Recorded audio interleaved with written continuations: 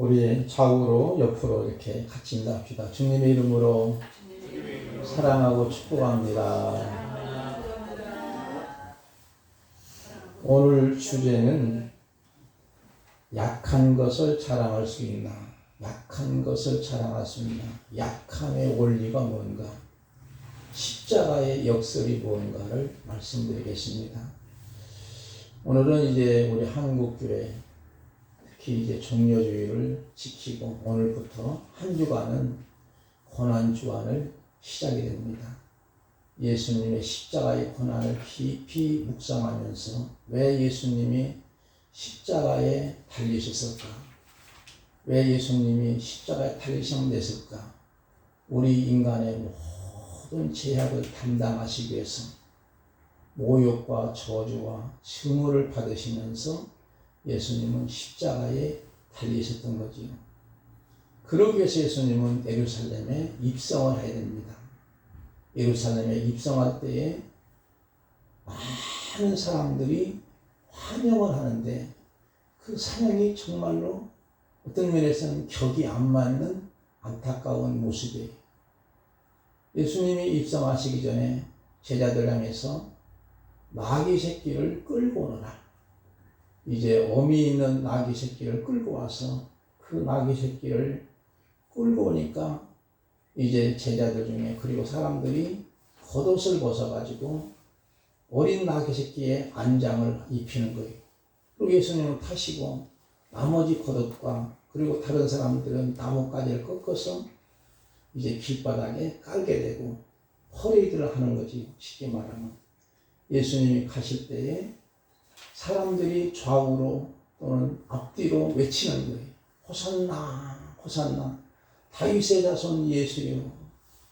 지극히 높은 곳에는 하나님께 영광이고 또 우리 모두에게는 기쁨이라고 하는 그런 내용으로 찬양을 올리고 호산나 호산나 하는 거죠. 이 말은 뭐냐면 쉽게 말하면 우리를 지금 구원하소서, 우리를 지금 구원해달라고 하는 간절한 기대와 소망을 가지고 외치는 모습이지요.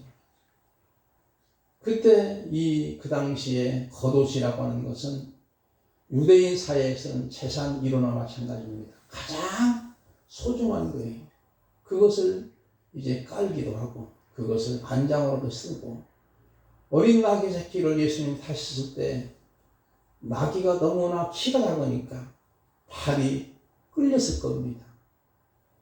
로마의 장군이나 또 로마의 총독이 예루살렘에 입성할 때는 개선장군처럼 100마를 타가지고 입성하지만 예수님은 그러지 않았고 오히려 겸손하여 어린 나귀 새끼를 타고 오셨던 그런 모습을 우리가 깊이 묵상하면서 한 주간 주님이 당하신 시련과 역경과 고난과 고통과 모욕과 저주와 모든 아픔의 고통을 우리 모두가 깊이 묵상할 수 있고 헤아릴 수 있고 내가 당해야 할 모든 고난을 주님이 대신 당하셔서 모든 죄짐을 담당하시고 모든 죄를 소멸하시기 위해서 모든 죄를 제거하고 치우기 위해서 예수님은 하나님의 어린 양으로 오셨던 그런 모습을 보게 되는 것이죠.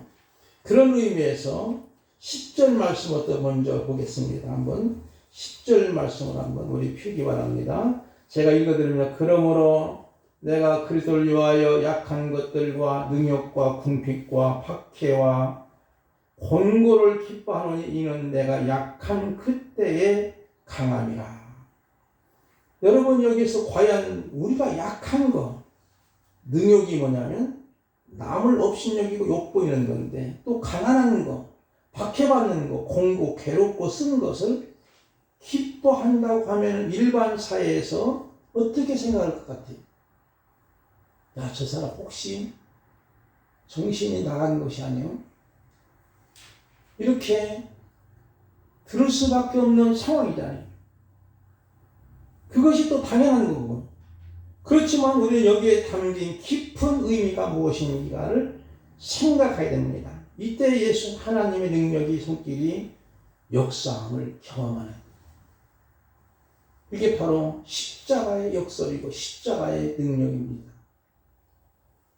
요셉의 경우를 보니까 앞으로 이제 다음에 또 이렇게 계속 드리겠지만 요셉의 경우를 보니까 요셉은 아버지로부터 가장 사랑받는 자로서 채색 옷만 입혔어요. 오늘날로 말하면 브랜드 옷만 입혔던 아들이. 그래서 다른 형제들이, 열 형제들이 시기와 질투로 그를 결론적으로 보면 팔아넘깁니다. 노예로, 종으로 팔아넘기고 이제는 처참한 신세가 되는 거예요. 정말로 산전수전 공경전을 겪어야 하는 상황에 놓여 있는 상황이죠. 그때 나이가 17세 정도 되니까 한참 사춘기의 청소년기라고 볼 수 있지. 반항기의 시대지. 그런 요셉이 종으로 노예로 팔렸지만 이상한 것은 창세기 39장에 보니까 요셉과 하나님이 함께 하심으로 그가 형통한 자가 되었다고 말씀합니다. 지금 가장 약하고 가장 처참하고 가장 안타깝고 가장 비굴한 상황에 있는 그에게 하나님이 함께 하셨다는 거예요. 그리고 그가 형통한 자가 됐다고 하는 표현은 과연 이해가 될까요? 마침내 요셉이 종으로 팔렸고 노예로 팔렸던 그가 애굽 나라의 총리로 등극하게 되는 역사를 우리는 너무나 잘 압니다. 그러기에 어떤 상황에서도 약할 그때에 하나님이 함께 하시고 내가 박해받을 때, 내가 공고할 때, 능욕받을 때에, 내가 정말 궁핍할 때, 내가 가장 가난할 때 하나님이 나와 함께 하시는 경험을 하기를 주님의 이름으로 축복드립니다. 사람이 든든하고 뭔가 세상적으로 빽이 있고 지갑이 두툼하면 자기가 잘난 척할 때가 있는 거예요. 그러나 우리가 가장 약할 때 하나님을 의지하는 믿음의 힘이 생기게 되고 그때 하나님이 나와 함께 하시는, 동행하시는, 나와 함께 하시고 나와 동행하시면서 내 안에 계시고 내가 하나님 안에 거하는 그런 모습을 겪게 되는 줄 믿습니다. 마태복음 5장 10절, 11절, 12절 말씀 합독하겠습니다. 시작. 의를 위하여 박해를 받는 자는 복이 있나니 천국이 그들의 것임이라. 나로 말미암아 너희를 욕하고 박해하고 짓으로 너희를 거슬려 모든 악한 말 할 때는 너희에게 복이 있나니 기뻐하고 즐거워하라. 하늘에서 너희의 상이 크리라. 너희 전에 있던 선지자들 이같이 박해하였느니라. 여기에 말씀 보니까 박해를 받는 자가 뭐가 있다고 그랬어요? 박해받는 자가 뭐가 있다고 그랬지? 복이 있다는 거예요. 이상하지 않습니까? 왜 성경은 거꾸로 말하지? 박해받으면 아니 안쓰럽구만, 힘들었구만. 그런데 성경은 분명히 예수님 때문에 박해받는 것이 복이 있나니 그 복의 내용은 천국이 그들의 것임이라 그랬잖아요. 나로 말미암아 너희가 욕하고 박해받고 거짓으로 너희를 거슬려 모든 악한 말도 너희에게 또 복이 있나니 이렇게 말하는 거예요. 그러므로 복이 있으니까 기뻐하고 즐거워하는 거예요. 하늘에서 너희 상이 큼이라. 너희 전에 있던 소녀들 이같이 박해하였느니라 그랬잖아요. 그런 면에서 우리가 약할 때 낙심할 필요가 없는 거예요. 약할 때 낙망하고 포기할 필요가 없는 점 있습니다. 힘들고 어려울 때 하나님이 내 안에 개입하시면 그때는 인생의 전환점, 터닝 포인트가 되는 줄 믿습니다. 1절 말씀 읽겠습니다. 1절부터 2절, 3절까지 조금 길지만 우리 김영신 목사님 읽어주시면 감사하겠습니다.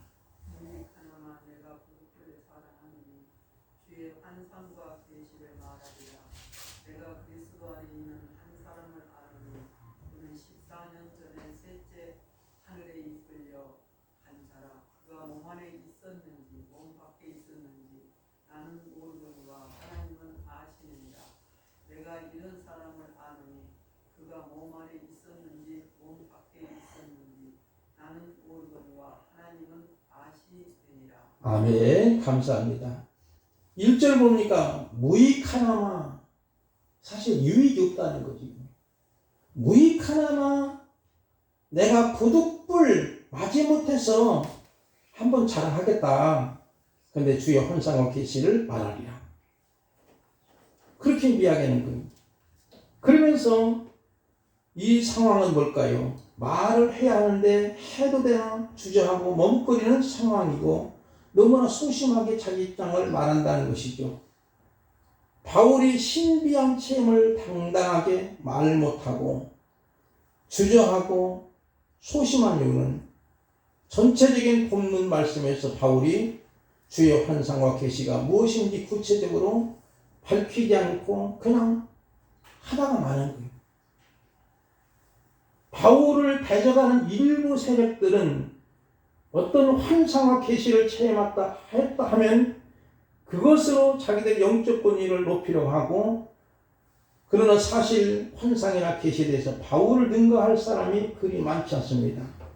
이렇게 소심하게 부득불하는 이유는 신비한 체험이 유익하지만 이것은 주관적인 체험이 일반화, 원리화로 안 되기 때문에 그런 거죠. 물론 우리 기독교는 신비합니다.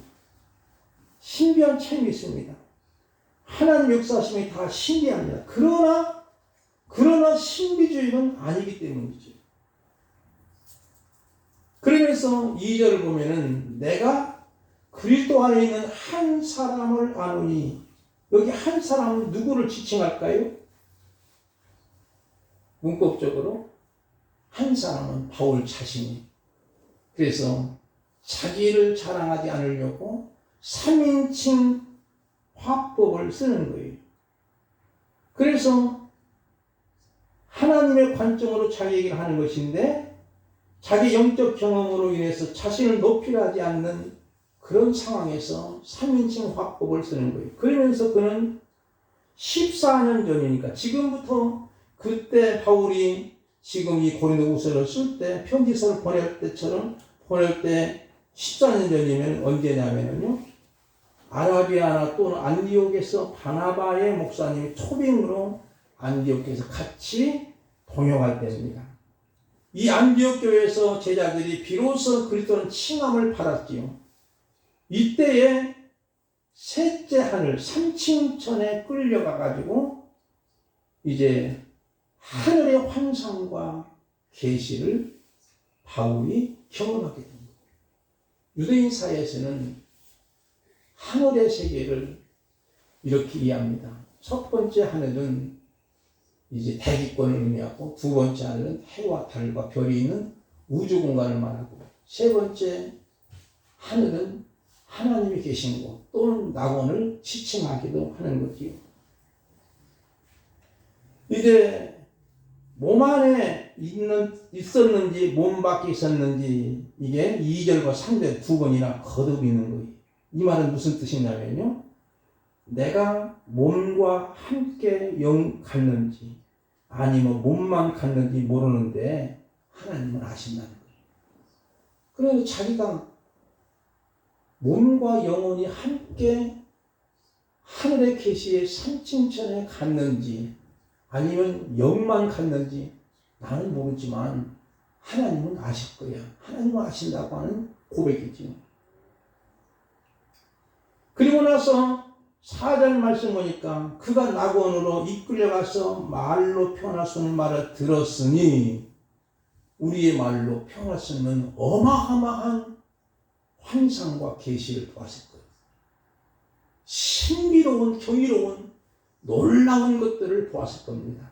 그런데 뭐라고 말하냐면 사람이 가히 이루지 못할 말이다 하고 나서 더 이상 이 얘기를 하지 않는 거예요. 어떤 이상한 사람이 내가 본 천국이라고 책을 써가지고 사람을 사기치기도 하고, 한때는 92년도에 다미성교회를 통해서 이제 재림한다고 예수님이 떠들어대가지고 사람들이 얼마나 사기를 당했는지 모릅니다. 오늘날 여러분이요, 실천지나 하나님의 교회는 사기 집단들이 대부분이 신비주의를 강요하면서 야 내가 뭔가 막 경험했어. 너 경험했느냐? 너 방언 터졌느냐? 이런 식으로 해서 사람을 현혹시키고 미혹시키는 경향들이 상당히 있습니다. 그런데 바울은 그렇게까지만 하고 더 이상 얘기를 하는 거예요. 이 말을 하나 아닌 거예요. 끝내고 마는 거예요. 그러면 왜 바울이 14년 전에 자기 신비한 체험을 소환하는가?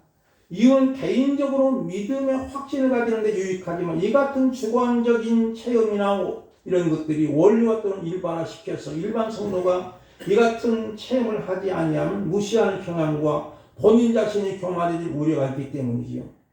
우리 기독교는 아까 말씀드린 것처럼 신비한 주기는 신비주는 아닙니다. 이렇게 14년에 신비한 영적 체험을 꺼낼 때 3인칭 화법을 쓰는 것은 자기 영적 체험을 원리와 일반화 아니기 때문이죠. 우리는 감정적인 신앙의 체험을 의존해서는 안 됩니다. 흑백놀이해서는 안 되는 거지요. 예를 들면 화가가 불난집에 그림을 그렸을 때는 그 색상이 100가지도 넘는답니다. 그러나 유치원생이 불난집을 그리라면 주로 검정색하고 빨간색을 많이 쓰고 말지. 그런 것처럼 바로 이 바울이 아주 신비한 경험을 했지만 오히려 5절과 6절 말씀은 기록에 없지만 한번 읽어보겠습니다. 우리 전춘자 목사님 한번 읽어주시면 고맙겠습니다. 5절 6절 말씀. 내가 이런 사람을 위하여 자랑하겠으나 나를 위하여는 악한 것들 외에 자랑하지 아니하리라. 내가 만일 자랑하고자 하여도 어리석은 자가 되지 아니할 것은 내가 참말을 함이라. 그러나 누가 나를 보는 바와 내게 듣는 바에 지나치게 생각할까 두려워하여 그만두노라. 네, 그만둔다는 거잖아요. 그러니까 바울이 자랑하지 않겠다는 거예요.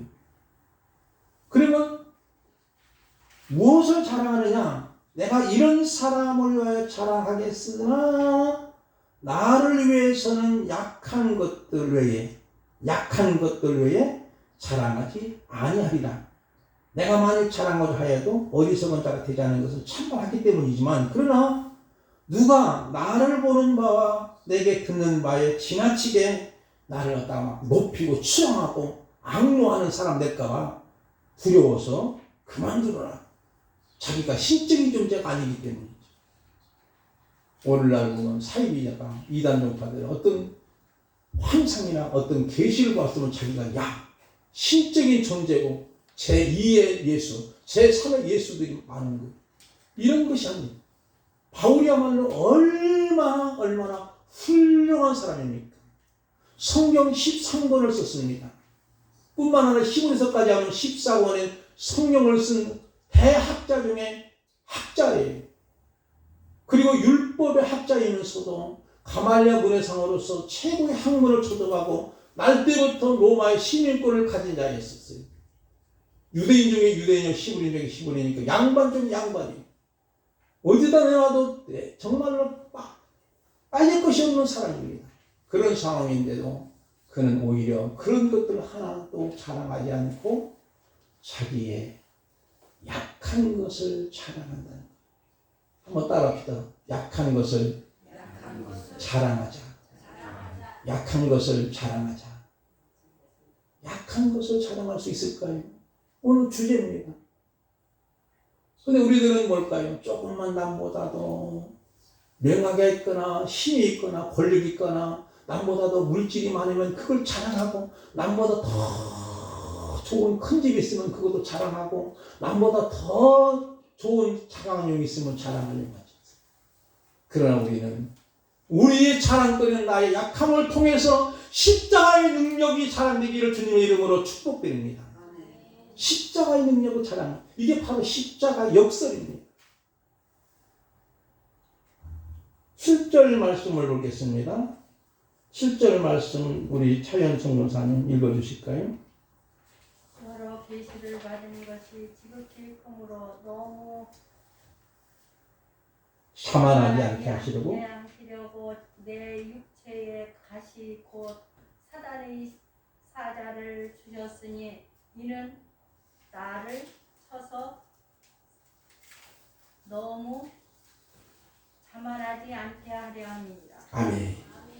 자, 여러 계시를 받은 것이 한두 가지가 아니에요. 바울이 받은 계시는 너무나 많은 거예요. 그런데 그 많은 것들을 자기의 자랑거리 삼으면 자기가 자만하잖아요. 자만이란 말은 뭘까요? 우쭐대다, 뽐내다, 그런 뜻입니다. 그런데 하나님이 자만하지 않도록 하기 위해서 육체에 가시 고 사탄의 사자를 주셨다. 이렇게. 학자들마다 육체의 가시가 뭘까?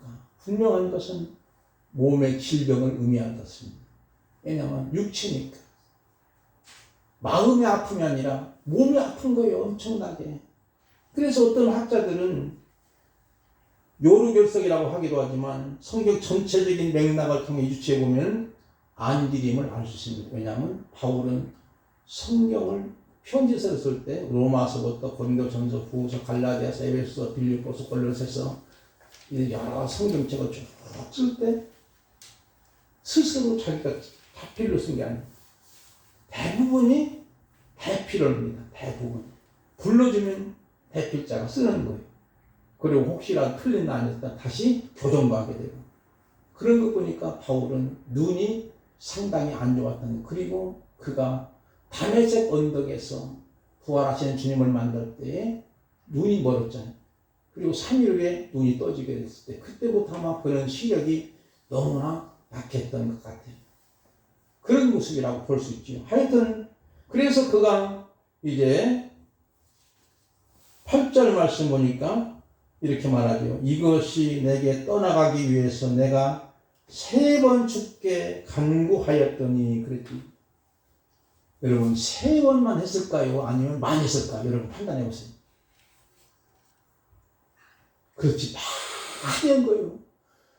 정말로 하나님 내 눈만 밝게 주시면 내가 얼마든지 사역을 감당하겠습니다. 간절하게 많이 기도하는 것을 의미하는 거예요. 많이 기도하는. 그런데도 응답이 뭘까요? 응답이 9절 말씀을 우리 김학성 목사님 조금 길으니까 같이 한번 우리 다 같이 읽어볼까요? 김학성 목사님 읽어보시고 다 같이 시작.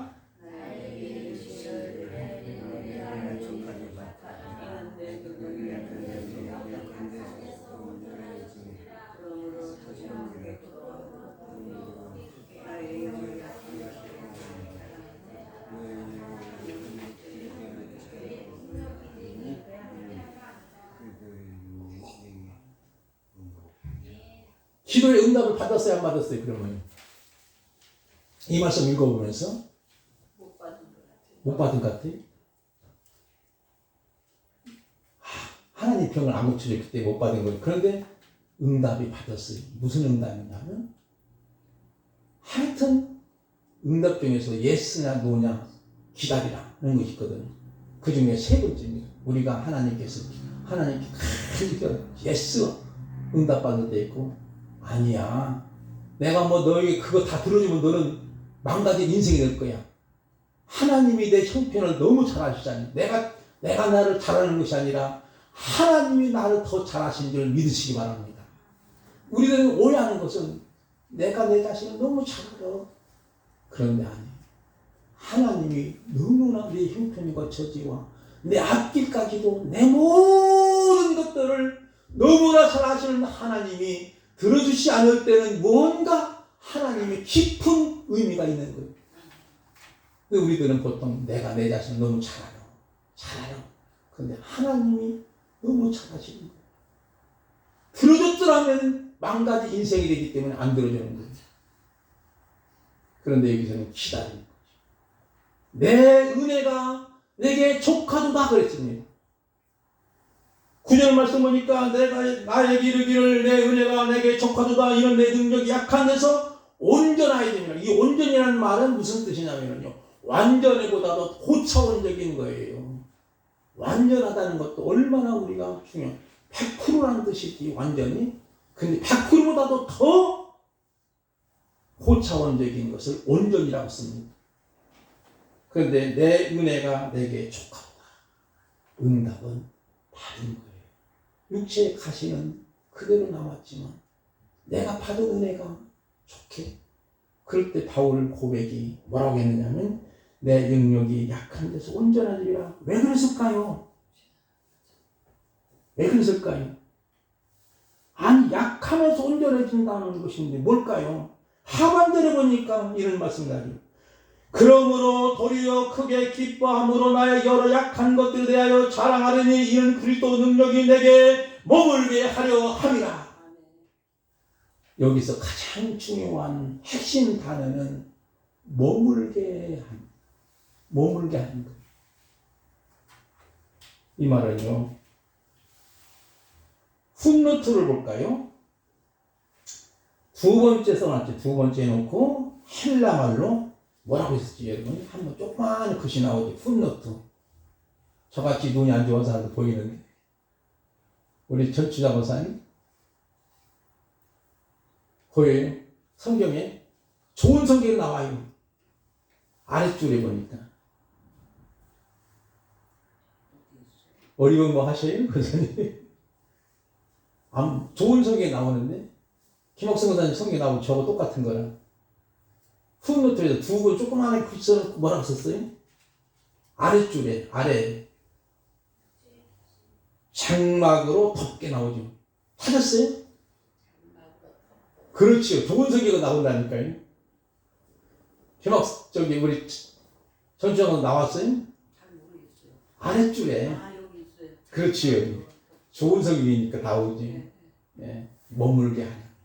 이 말은 장막으로 덮게 란 말입니다.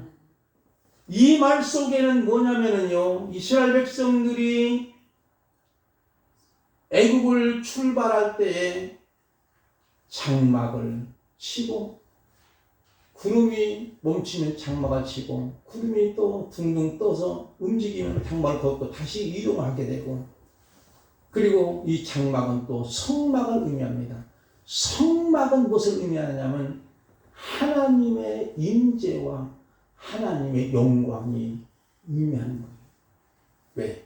여기에 머물게 하려 함이라는 것은 하나님의 임재, 쉽게 말하면 하나님의 살아계신 하나님이 우리와 함께 계시는 임마누엘 축복인 줄 믿으시기 바랍니다.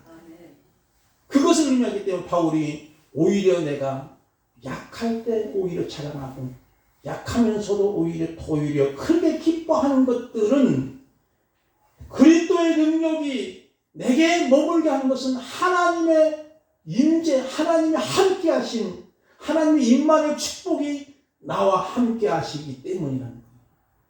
그리고 거기에 영광까지 포함된 거예요. 그래서 그는 바울 사도는 오히려 도리어 기뻐한다고 말합니다. 오히려 약한 것을 자랑한다고 고백하는 그런 모습이지요. 사랑하는 성도 여러분이요. 정말로 우리가 약한 가운데 능력도 받고 박해도 받고 공고도 기뻐하시는 전능하신 하나님의 임재 하기 때문입니다. 임마누엘 축복이 있기 때문입니다. 요한복음 1장 14절 말씀 보면 이런 말씀이 나오죠. 우리가 너무 잘 아는 말씀이 나오죠. 한번 찾아볼까요?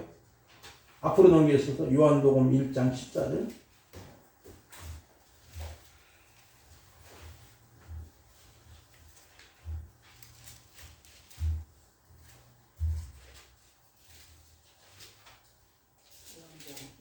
다 같이 찾았으면 시작. 말씀이 육신이 우리 가운데 거하심에 우리가 그 영광을 보니 아버지의 독생 영광의 은혜와 진리가 충만하다. 여기에 말씀이 육신이 우리 가운데 거하심에 이 거한다는 말도 장막을 치다.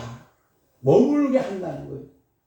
하나님의 살아계심이 우리와 함께 머물게 되고 내가 주님 안에 거하고 주님이 내 안에 계시는 것을 의미하는 것.